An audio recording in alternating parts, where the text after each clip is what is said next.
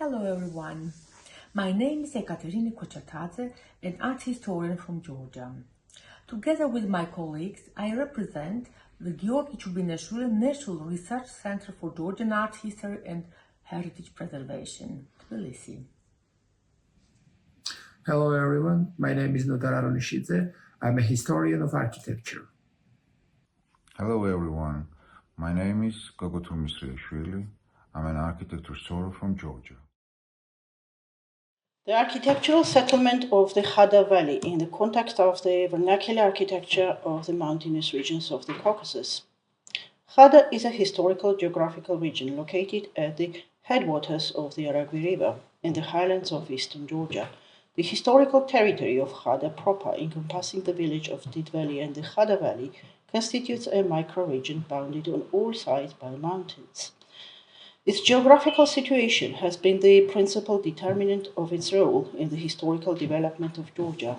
Specifically, it engendered a degree of autonomy that over the centuries manifested as a relative isolation of the Khada community from the incessant wars and incursions that ravaged the country and neighboring regions. Nevertheless, it would be inaccurate to speak of a total isolation of the Khada Valley. Khada is a historically fortified region of considerable defensive capacity, a capacity facilitated by its geographical position, was on multiple occasions throughout the centuries an active participant in the historical processes unfolding across the country. The historical development of the Khada Valley dates back to at least the 3rd millennium BCE, and the region preserved its significance and relevance throughout the intervening centuries. The Khada Valley is associated with numerous historical events and figures. However, a more coherent historical account of the land of Khada becomes available from the High Middle Ages onwards.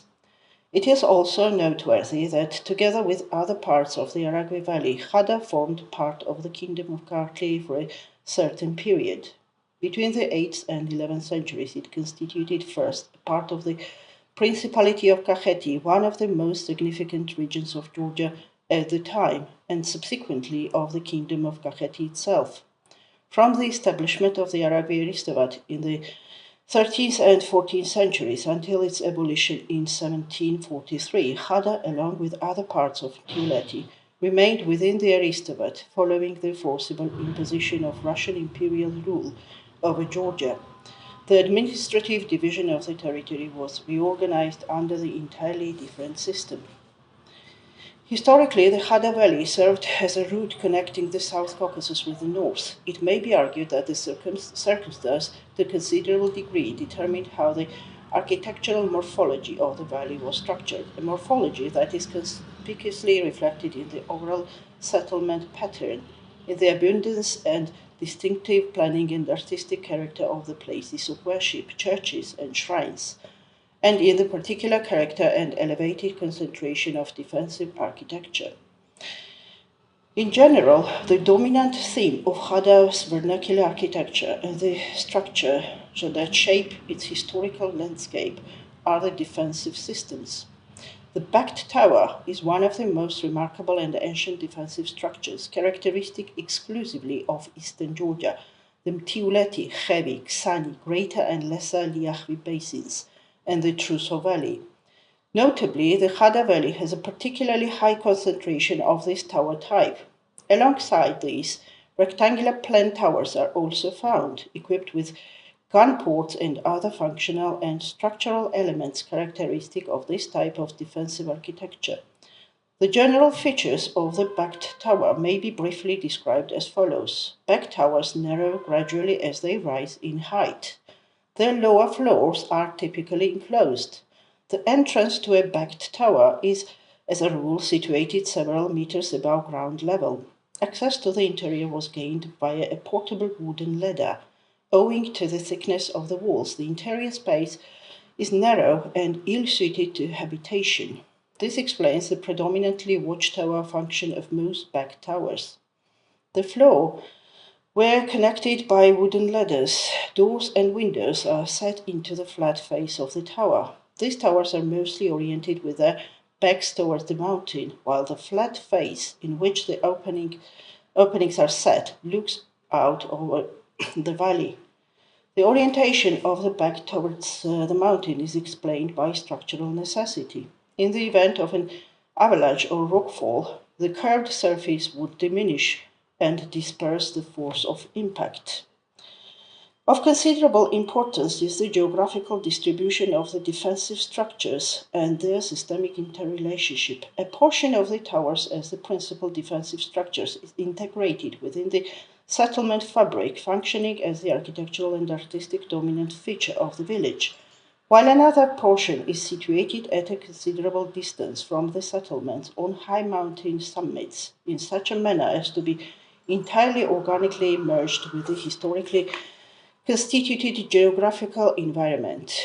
The absolute majority of surviving towers constitute an organic element of the landscape and its natural extension, a quality that further enhances their architectural and artistic value. At the same time, the functional character of this architecture and the specifics of its operation must not be overlooked. As a rule, towers situated on mountain summits at a considerable removed from settlements as strategically selected locations serve a dual functional purpose. In addition to their defensive role, they acquire signaling significance.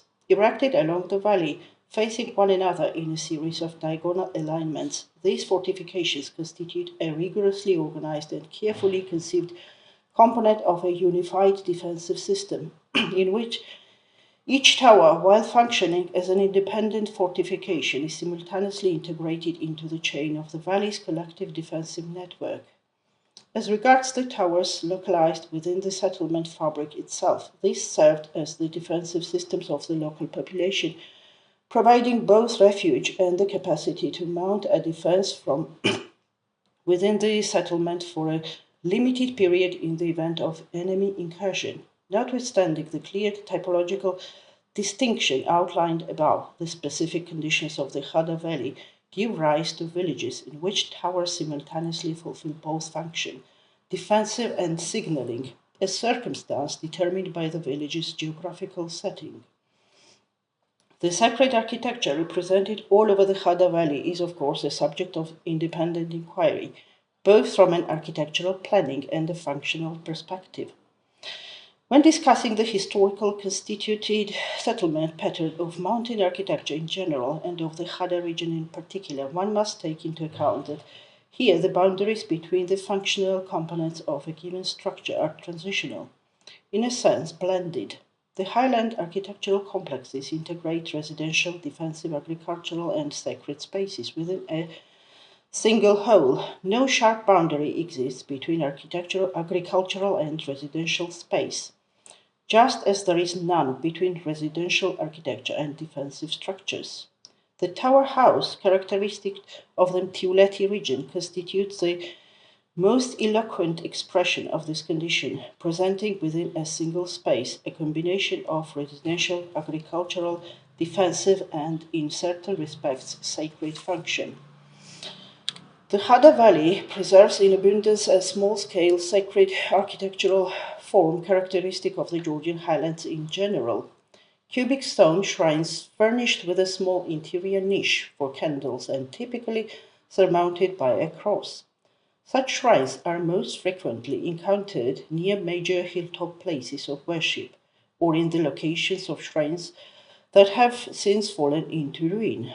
These shrines preserve the memory of destroyed sacred structures and maintain a sense of sacredness in such places. The architecture of the tower houses is further enriched by incised petroglyphs and sculpted images upon them, found at Arakhveti, Mugure, Iuho, and Skere, concentrated primarily at the threshold of two spaces, at openings such as doors and windows. Depictions of outstretched hands, crosses, solar symbols, birds, and schematically rendered human and animal figures constitute the expression of apotropic and simultaneously cosmogonic sacred signs, serving as protective charms against evil powers.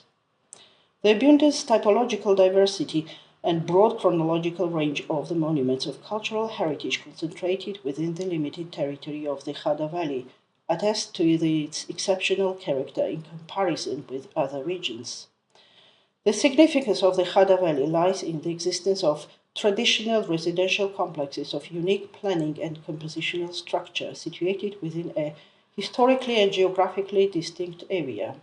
These architectural complexes are presented as an integral and compact geographical unit, clearly delineated from neighboring territories by well-defined natural boundaries. They constitute remarkable examples of highland residential architecture, houses arranged in terraces. The villages and abandoned settlements spread across the valley represent landscapes of considerable interest from both landscape and spatial urban perspectives. In addition to the economic and social distinctiveness, the aforementioned mountain territorial units also possessed a degree of individuality in the sphere of spiritual culture. In particular, Christianity entered these regions in different ways. Religion was syncretic, with the highland population preserving pre-Christian beliefs and worldviews. The White Road, or the route leading from the Mtuleti-Aragvi Valley into Heavy, branched in three directions. Two of these passed through Khada and via the Jvari Pass, descended into the Heavy village of Kobi.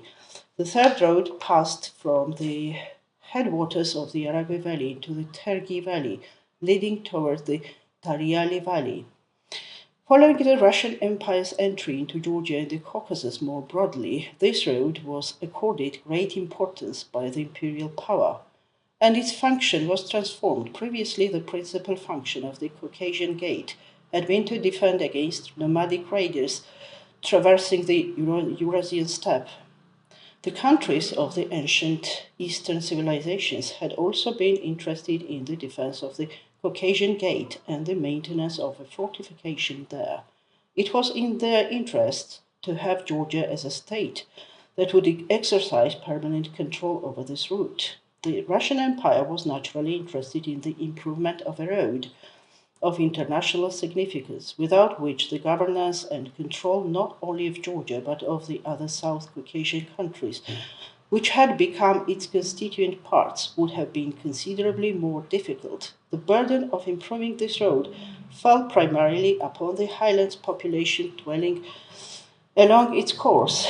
This circumstance further intensified the migration of the mountain population toward the lowlands. In conclusion, it must be noted that in 2019, on the initiative of the Georgian government and with loan financing from the European Bank for Reconstruction and Development and the Asian Development Bank, construction commenced in the Khada Valley of a road connecting Russia and Georgia, the so-called Kvachatadze section, with a total length of 22 kilometers, incorporating 6 bridges and 5 tunnels. Despite the active engagement of the academic community, it proved impossible to halt the process. The following is a summary account of the threats that accompanied and continue to be expected in the long-term perspective, presented here in the form of a list. Foremost, it must be noted that the valley was entirely depopulated in the process.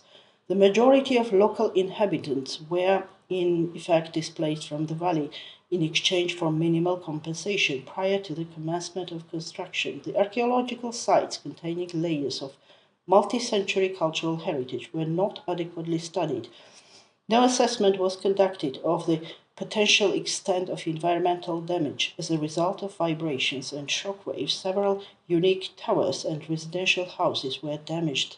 Landslide processes intensified, claiming the old cemetery of one of the villages, the historical environment and natural landscape that had developed over the centuries were entirely transformed. The commencement of vehicular traffic and transit movement will undoubtedly exert a severe impact upon towers, sacred constructions, and residential houses already left in a damaged and precarious condition, ultimately leading to the complete disappearance of a valley of multi-century history and outstanding cultural significance.